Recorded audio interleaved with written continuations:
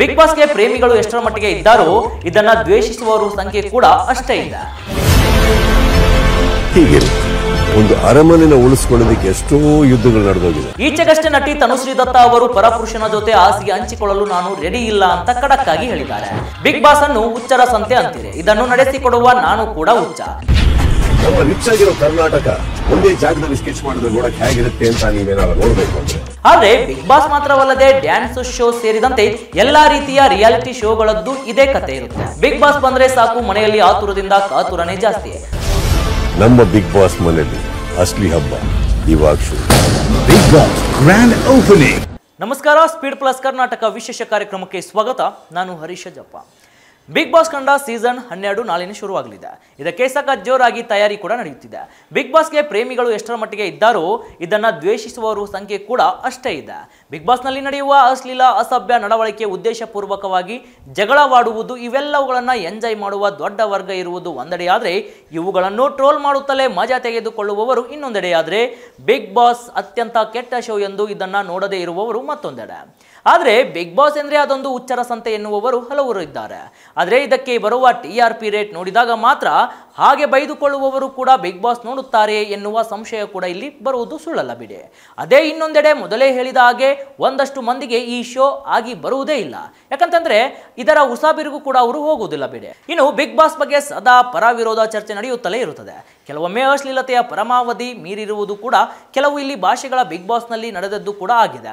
ಇದೇ ಕಾರಣಕ್ಕೆ ಒಳ್ಳೆಯ ಹೆಸರು ಮಾಡಿದ ಕೆಲವರು ತಾವು ಬಿಗ್ ಬಾಸ್ ಆಫರ್ ಎಕ್ಸೆಪ್ಟ್ ಮಾಡಲ್ಲ ಎನ್ನುವುದು ಕೂಡ ಇಲ್ಲಿ ಗೊತ್ತಾಗುತ್ತೆ. ಈಚೆಗಷ್ಟೇ ನಟಿ ತನುಶ್ರೀ ದತ್ತಾ ಅವರು ಪರಪುರುಷನ ಜೊತೆ ಹಾಸಿಗೆ ಹಂಚಿಕೊಳ್ಳಲು ನಾನು ರೆಡಿ ಇಲ್ಲ ಅಂತ ಖಡಕ್ ಆಗಿ ಹೇಳಿದ್ದಾರೆ. ಅದಕ್ಕಾಗಿ ಕೋಟಿ ಕೋಟಿ ಆಫರ್ ಬಂದರೂ ಕೂಡ ಬಿಗ್ ಬಾಸ್ಗೆ ಹೋಗಿಲ್ಲ ಎನ್ನುವ ಮೂಲಕ ಹಲ್ಚಲ್ ಕೂಡ ಸೃಷ್ಟಿಸಿದ್ದಾರೆ. ಇಲ್ಲಿ ಬಿಗ್ ಬಾಸ್ ಅನ್ನೋದು ಹುಚ್ಚರ ಸಂತೆ ಎನ್ನುವರಿಗೆ ಬಿಗ್ ಬಾಸ್ ನಡೆಸಿಕೊಡುವ ಕಿಚ್ಚ ಸುದೀಪ್ ತಮ್ಮದೇ ಆದ ರೀತಿಯಲ್ಲಿ ಉತ್ತರಿಸಿದ್ದಾರೆ.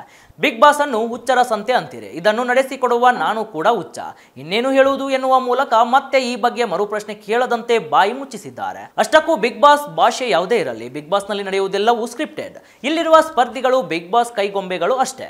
ಆದ್ರೆ ನೋಡುಗರಿಗೆ ಎಲ್ಲವೂ ಅಚಾನಕ ಆಗಿ ಆಗಿದ್ದು ಎನಿಸ್ತದೆ.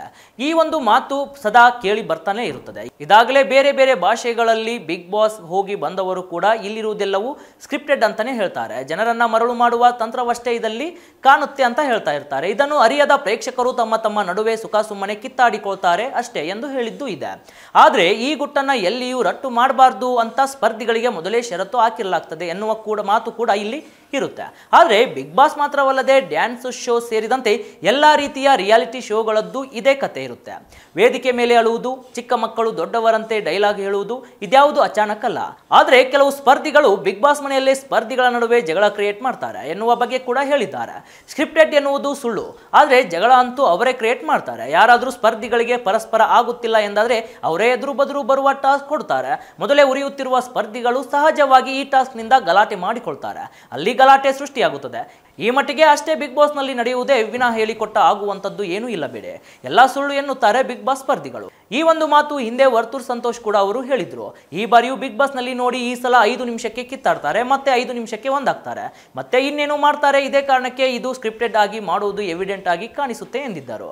ಏನೇ ಹೇಳಿ ವೀಕ್ಷಕರೇ, ಬಿಗ್ ಬಾಸ್ ಬಂದ್ರೆ ಸಾಕು ಮನೆಯಲ್ಲಿ ಆತುರದಿಂದ ಕಾತುರನೇ ಜಾಸ್ತಿ. ಹಾಗಾಗಿ ನಾಳೆ ಬಿಗ್ ಬಾಸ್ ಸ್ಟಾರ್ಟ್ಗೆ ಕೌಂಟ್ ಡೌನ್ ಶುರುವಾಗಿದ್ದು ಎಲ್ಲರೂ ನೋಡಿ ಖುಷಿ ಖುಷಿಯಾಗಿ ಅವರನ್ನ ಇವರನ್ನ ಅವರು ಅಂತ ಬೈಕೋತಾ ಊಟ ಮಾಡ್ತಾ ಒಂದೊಳ್ಳೆ ಎಂಟರ್ಟೈನ್ಮೆಂಟ್ ತಗೊಳ್ಳಿ ಅಂತ ಕಾರ್ಯಕ್ರಮ ಮುಗಿಸ್ತಾ ಇದ್ದೇನೆ. ಇದಾಗಿತ್ತು ಇವತ್ತಿನ ವಿಶೇಷ ಕಾರ್ಯಕ್ರಮ.